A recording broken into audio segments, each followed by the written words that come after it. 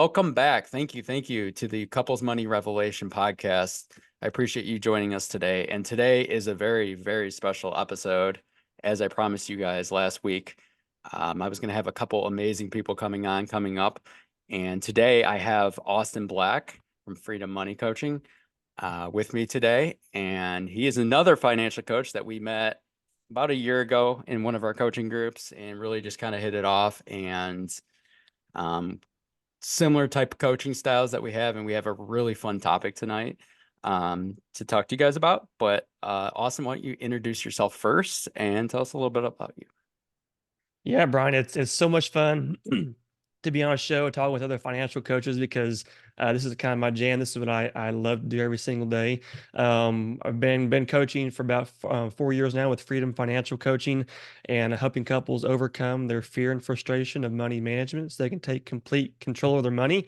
Um, it's really interesting how all of us kind of get into the financial journey different ways. And, like many people, I was trying to get out of debt and accomplish that and learn a lot about financial management along the way. And now I get to help couples do the same thing and achieve greater success than they ever dreamed. So it's a lot of fun. My wife and I have been fortunate enough to pay off our house in less than 5 years, following the stuff that I teach my clients. And it's always an honor and privilege to be on a podcast and kind of share that story with folks. Awesome. Yeah, definitely. I love it. And we did a fun episode with you. I appreciate you having on your podcast a few weeks ago. I can't wait for people to see that. That was a lot of fun. But we're talking, and I think we both agreed that we could talk about this stuff for hours. But Right. we don't want to keep the people that long. But today's topic, you guys, is related to a little bit about, and Austin brought it up, so I'll give him all props for this. But a little bit about what I wrote in my newsletter last week and the most recent podcast. But we want to continue this, and I want to hear everything that Austin's got to say. Since he brought it up, I'm going to put him on the spot a little bit here. But basically, he said, let's talk about the three pillars of financial management, how to win with money, regardless of what your income is. Because I just feel like this is a huge topic. A lot of people, depending on where you are in the country, for my example, well, in the world, in the country last year, a lot of IT people, tech people got laid off in a lot of Mhm. major companies. In Michigan, we had some crazy, big three GM, a lot of union strikes that lasted people a long, long time for several months here, and they were struggling with their income. Some of them got laid off, some of them got let go, some of them said, hey, here's your pension, have a good day. So I just kind of want that topic. I want to hear what you have to say about it because you brought it up, and I'll just kind of pitch in and have a conversation as we go. So what Yeah. is your thought process on that? Yeah, well, I think the biggest lie that we believe in America today is that you can't get ahead financially unless you make a lot of money. And that is simply a false statement. There are so many people that make, adequate income. And I say adequate, less than $100,000 a year. There's a ton of people out there that have that kind of income that are financially successful. And I'm one of them. I mentioned that we had our house paid off in less than 5 years. My wife and I have never made more than $100,000 in our entire marriage. And we've been able to achieve such incredible financial success because of three core things. The first of those is behavior management, which is really, in my opinion, the key to winning with money. No matter how much you make, no matter how much you have, controlling your behavior and your actions and your reactions to your spending and saving decisions is what complete money man or is what being in full and complete control of your money is the result of. Um, Managing your behavior is it's not being restrictive, it's not being impulsive, it's being conscientious, intentional, and focused. And in my opinion, based upon my experiences when I've walked my clients through, managing your behavior is something that everyone has the ability and the capability to do, right? It's not based upon how much money you make, it's based upon what you do with what you have. So managing your behavior is something that I have seen be the ticket and the key and really the ultimate way that anyone can win financially and can be in control of their money. Awesome. Yeah, I think that behavior comes down to, yeah, mindset. I know you work with, Austin works with a lot of couples. I do too, as well. And I think that just accountability comes into play a lot. and couples kind of, we talked about this before, but couples kind of have over the last few years, especially, I feel like the accountability kind of just disappeared, not in a Yeah. negative way, more so just like inflation, inflation, inflation. Oh crap, oh crap, oh crap. And Right. then basically it's like we just not stopped caring, but we were almost like terrified that like, what are we supposed Mhm. to do? We talked about how inflation one year went up 7%, 8%, whatever it was, 3.5%. So inflation, my biggest thing is the last 2 years is, if we have two bars here, right? You have your income and whatever you get for raises, and you have inflation. Inflation went way up here. Our income stayed here, maybe raised whatever Yep. companies do, 2 to 3% or whatever they give you every year. But we Yep. kept spending like we were up here. Exactly. Yeah. And that's where the accountability and the behaviors just didn't change. But I think it was Mhm. just because of the go, go, go. Oh my God, I didn't realize that it's $20 to go to McDonald's for two sandwiches or something Yeah, like that, absolutely. which it is, guys. Right. But yeah, so behavior, what else do you see about behavior that, you think in a lot of your clients are kind of like causing stress in the last couple of years, Mhm. especially? Yeah, the biggest thing that I have experienced myself and I've walked my clients through is understanding that we are in 100% control of our mindset, of our thought process, and of what we do with our money or what we let happen to our money. And there's two, big distinctions in that. Number one, you can let your money do whatever it's going to do, or you can tell it what to do. And whenever you tell your money what to do, it's going to do exactly what you tell it. It's not going to, money was not going to disobey us like our kids might. It's going to do exactly what we tell it to do unless we don't give it the instructions and the parameters. Then it's just going to go off and do its own little thing.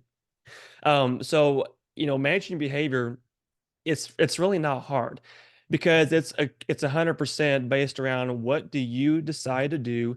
So therefore, you have, like I said, the ability and capability, but also you have the expectation. That's where a lot of people they honestly kind of give themselves the free ride out of, well, inflation is too high, or my housing cost is too much, or I don't make enough money at my job. There's always 100 different Yeah. reasons why we are succumb to the environment around us.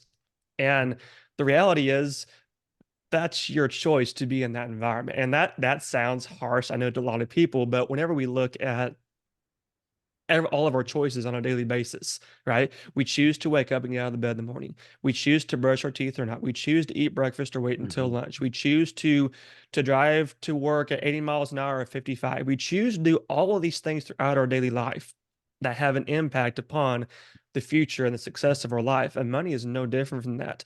So we can either choose to make decisions and to act and to react in a way that improves our financial situation and improves our ability to make money and to save money, or we can choose to not pay attention to it, to not be prudent and wise with our decisions, and to just let life and money happen to us. And both of those choices will end up in very different outcomes, but it's all a matter of what we are committed to doing on a daily basis. Wow, that's amazing. And one of my favorite things that I've always pitched the reason I was smiling just a minute ago was your examples were good too, but is inflation, the government, whoever you want to sit there and blame is not the Mhm. one grabbing your arm and sliding your debit card in. $10 Yes. car, coffee Yes. or your credit card, your credit. You're the one physically choosing that behavior to do Hmm. so. And that's not meant to be harsh, like you said. It's just that is your mindset. Like you said, that you can live in the fast lane, or you Hmm. can take a step back maybe a little bit and say, okay, I don't get a grip on this. If I don't get a grip on this, I'm gonna end here instead of staying straight or something like that. Yeah. And I'll give you a perfect example. Whenever my wife and I got married, we rented our first house for about a year before we decided to buy. And whenever we bought our house, we bought it on a 15-year mortgage. We planned to pay it off in 7 years. And like I said, we ended Wow. up paying it off in less than five when it came down to it. But the way that we did that was we had that plan, that idea of, hey, we want to get this paid off early. So we put the numbers to paper and figured out what the calculations had to be to accomplish that. And then literally, Brian, every single month of those 4 years and 9 months that we worked on that mortgage, whenever we sat down and ran our budget and did our planning for that month, we made a conscious decision. What were we going to do that month to enjoy life? And we enjoyed life. We went on trips and vacations. We went out to eat. We, Mhm. bought gifts for family. We did normal stuff. We were not So just you didn't staying have home. to just eat rice and beans? No, yeah, I Oh, mean, okay. And sit we inside lived. and read books together Exactly. and do nothing? Exactly. Yeah. Sing Kumbaya? Now, No? granted, All right. this wasn't mortgage, it wasn't a car payment, it Right. wasn't, student Right. loan, it wasn't something we had to get out as fast as possible. This was a planned process. But every single month we made those plans, and we chose what we were going to do that month to enjoy life and to enjoy what we were doing, or to be paying off our mortgage. And by having that plan every single month, we said no to a lot of stuff, like upgrading some vehicles and going on nice trips, and upgrading some appliances and doing things that we had the money to do. Mhm. But we also said yes to, you know, making daily decisions to go out for a date, on a date night dinner, or to go on an anniversary trip, or to do these things that we still wanted to enjoy. So we made the choices between what was important to us and what could wait. And by doing all that, we were able to make the choice to pay extra on that mortgage every single month and get it paid off in 4 years and 9 months. Wow. So a lot of people go, well, I can only do so much. You can only do what you set your mind to do and what you choose to do. Mhm. So that's my personal story that I always like to share with folks is, the daily, weekly, monthly process of making those decisions and saying yes to what matters and no to what can wait. That's what allowed us to accomplish that financial goal. Like I said, never making more than $100,000 a year. Yeah, that's a great story. My story I've told a few times. It's on my website, but I have never really, well, I've told some people the nitty-gritty of it. Basically, we paid off our 70K and my student loans 70K. And this was, over a 6.5, 7 year period, but we also did a lot. We adopted two children. So Hmm. we could have paid it off a lot quicker. Kids and adoption are not cheap. So, but Right. we had priors. But even when we started, after my master's degree in our journey, my wife looked at me, my now wife, and said, well, we were just getting married. That was back in like 13, 14, we'll call it 14 is when we Hmm. really started paying on them. She said, listen, we can pay this, income driven 25-year, whatever they give you, Yeah. plan. But at the time I was working retail. She had a decent job. I mean, but she was still trying to like student teach and stuff. And so she had, I don't remember if she made 40K a year or whatever it was back in 10 years ago. But I was working retail, not making a whole lot of money, you guys. I Hmm. mean, I was making, let's see, in 14, I was management, and then so I was probably making 17 an hour, maybe. So Yeah. 35 a year, 40 a Yeah. year. So that's maybe 75 to 80. And we just said, well, we have 70K in front of us.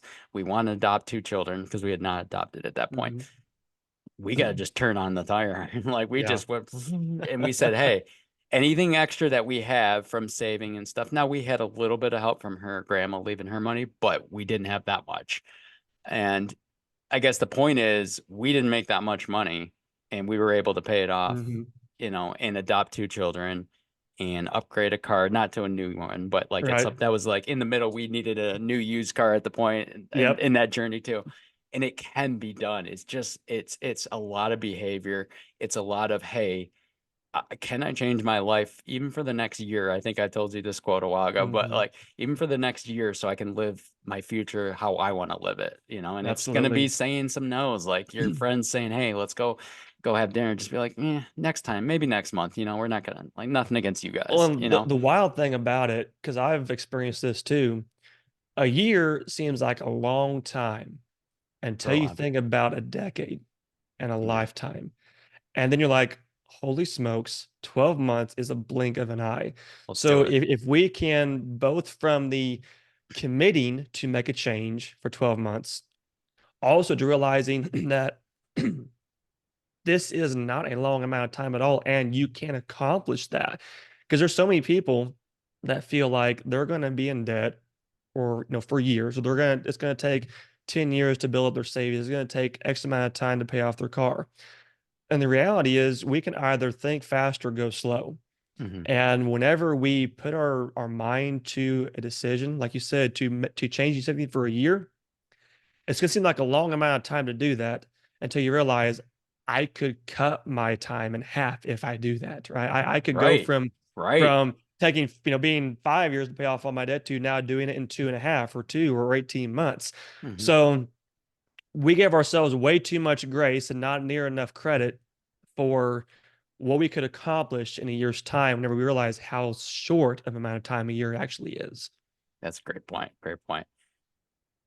We got lost in that was only part one. So I want to hear part two and part three, but let's try and Yeah, kind of combine it. So peace of mind for people's time frame here. But what does two and three look like for you you, bet. Austin? So 2 and 3, this is where all of the doubts kind of get alleviated, all the questions kind of have come to light because we know that managing our behavior is what really drives it there.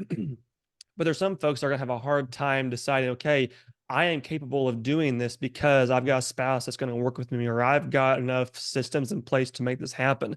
So step number 2 is identifying your vision and get on the same page with your spouse. Mhm. Because if you're married and your spouse is not on the same page with you, no matter what you do, you're going to have a terrible time accomplishing your goals. It's just not going to work very easily. So get on the same page with your spouse looks like creating a positive money mindset. It looks like having a shared vision, a shared set of goals, and being committed to the process. And by committed, I don't mean that one of you wants it and the other one agrees to do it. I mean, you both desire it. You both believe in it. You both are driven and motivated by a universal passion and mission to accomplish the life that you want to live as a couple and as a family. And Brian, the interesting thing about identifying your vision with your spouse is whenever you work at something full force by yourself, you're going to accomplish it, but it's going to be a long, hard ride. When you work with someone to do that, but they are just kind of a support person that doesn't really lean in and pull their weight, they're going to support you, but they're not going to add much to the equation. They're just going to make you feel better about it. But whenever you and your spouse both decide we're going to lean into this, we're going to equally make the decisions, put in the work, share the struggle, share the successes, and make this unified vision, all of a sudden you're going to accomplish 4 times as much success as you would if you were by yourself because there's not one of you, there's two of you, and you both are leaning into it with all of your might and all of your force. And I talk about examples of this on my masterclass that people can tune into for free. But this is really the pillar that sets you up for success with your spouse because it's harder to do it on your own. And whenever you're working with a spouse that has the same vision and the shared mindset, you're unstoppable. So that's the second pillar that really brings success to this whole picture. Yeah, and just to piggyback on that real quick is because I'm thinking back on some of my clients recently and we've talked about this, is just basically what it means so much more than just saying, okay, let's get on the same page. Yeah. You're not gonna sit down and just like, if you're not on the same No. page, it's not gonna happen overnight. But what you want to realize is, so what I've seen with some recent clients is a lot of them have, like, when I ask them the question, like, what do you guys like when you accomplish this, this, and this? What do you want to do in 5 to 10 Mhm. years? Like, what do you guys want to do? The answers are very similar, Yes. but the time frames are different. Yes. One Yes. person will be like, hey, I want to travel to Europe. We both do. Okay, how long do you think you can do that? I think we can do it in 3 years. The husband or the wife sitting there like, I was thinking like 7 to 10. And all of a sudden that becomes a discussion where it's like, Uh-huh. okay, you guys still aren't on the same page, but you're getting closer. It's just understanding that, yeah, and we have to have more conversations too. Yes. It's just like I've talked about this so much on my podcast and my newsletter is like we went through this weird, and me and Austin couldn't figure it out. I don't think on the last podcast that we did, but like we went through this weird time frame in the last 4.5, 5 years where it's just like we're kind of go, go, go, and all of a sudden couples are like scared to talk about their money. They used to Mhm. be pretty decent at it. Maybe you guys were really good at it back in the day. All of a sudden it was just like scared inflation, something hit us on the head, credit cards. Next thing you know, I don't even want to talk to my partner because maybe I'm embarrassed or Yeah. maybe he's embarrassed or blah, blah, blah, And money is personal, money is emotional, and money affects every area of our life. And the reason that in a married relationship, couples can either have such incredible success together or they can struggle significantly, in a marriage is because you are having to talk about one of the most intimate things in your life with the person that you're the most intimate with. And if one of those two things is, is not in the 100% best condition, it affects the other very much so. And it makes those conversations hard. It makes managing money difficult. That's what I help clients with every single day, is figuring out how do we improve our communication with our spouse and our personal relationship with money, so we can feel confident in our marriage and feel confident with our money, and make both of those work together, Mhm. not be working against each other. Because when they work against each other, you both are upset, you're both aggravated, you're frustrated, and that's where we end up having marriages that fall apart, because the relationship isn't strong enough to support the money problems, and the money problems cause more strain in the relationship. Yeah. I don't have anything else to feed after that. That was perfect, man. That was perfect. That's amazing. So where does that lead us to? What's part 3 of your So part journey? three, yes, this is where I take away everyone's excuses. This is where I say, Ooh. I This is don't where this is care. where some people are gonna hang up my podcast, probably. We're gonna be not tough, guys, but this is Right? truth. Truth. That's This the word this I is the use. truth. This is All the right. truth. What do you got, man? So Brian, whenever you were in math school, whenever you did a math problem, did the numbers ever change in the problem that you did? No. No. Because the numbers don't lie, math doesn't lie, and our money will only do what we tell it to do, or what we let it do. So the third pillar in this whole scenario is to create a plan for your money, and that is your budget. But creating a plan for your money tells it exactly what to do, where to go, and what to do whenever it gets there. And the lack of a plan is what causes your money to take over your life and control you, and rob you of your goals and your dreams and your marriage. So once you have learned that, hey, if I can manage my behavior, I can accomplish anything I want to accomplish. And if I have a shared vision and shared belief with my spouse that we can do this and we want to do this, then all it comes down to, Brian, is deciding how will the numbers provide us the path to accomplish this. And the numbers get to be created in whatever form or fashion it makes sense for your lifestyle to accomplish your goals.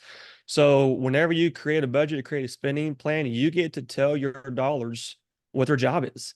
You get to set the plan in place and then follow that plan and make it happen. So if you say, well, I can't get ahead financially, my first question is going to be, are you managing your money with a plan, with a budget, with a spending allocation? Or you The letting this answer, run, their or you answer letting will this be run no. off? The answer will If be you're no. managing it, you're gonna achieve success. If you're not, it's your own fault. Yeah.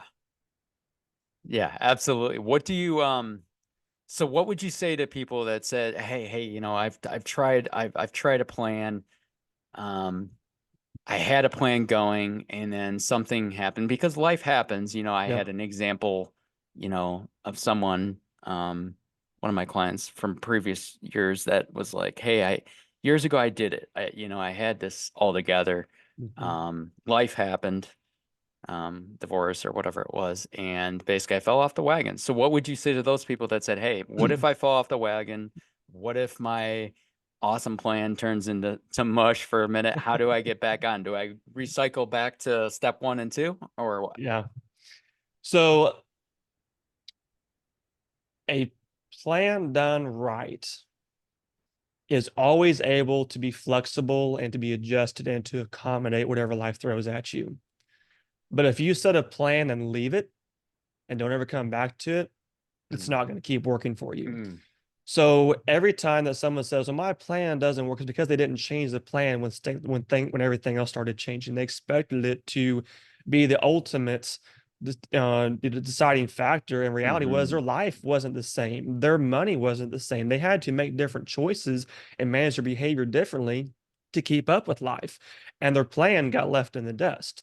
So a plan isn't a static set of numbers. It's not a static calculation. It changes every single month based upon what your life is bringing to you. And the beauty of a good plan is it will help support your life and protect you from disaster and from the unknown and the uncertainty, because you're the one in charge of it. And if you don't manage it, if you don't take care of it, that's whenever you run into troubles, whenever it stops working because you stop making it do what you needed it to do. So it all goes back, yes, to number one and number two, because the reality is you're the one in control, not your money, and even not your life. You're the one in control of managing how you're going to handle and respond to the situations that come at you financially, mentally, emotionally.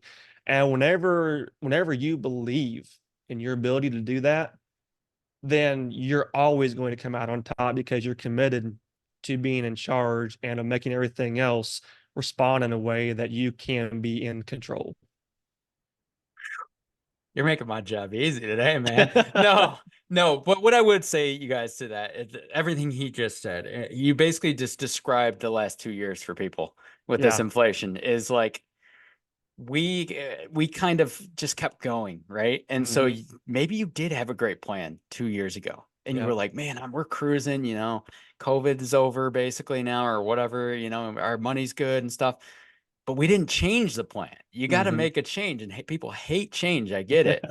But at some point, you have to put, this is my tough piece of this podcast episode, is you have to put your pride aside. You really Mhm. do. Like you have to, you don't gotta care about what other people think. Who cares about what the people down the street are doing? And stop comparing yourself. We're getting into last time we were talking about this, Austin, but stop comparing yourself to other people and family members and friends and stuff like that. Just your plan was originally this. Groceries, gas, everything else went way up. Your income Mhm. probably stayed here, like we talked about earlier. Yeah. You have to make a change. You have to say, hey, we can't do X, Y, and Z anymore. Yeah. Maybe we can only do X per month, until we get back on strap and stuff like that. And Mhm. I think that's been a very tough part of part one for everyone the last few years is the behavior, right? Is Yes. saying, I have to change. I know I have to change.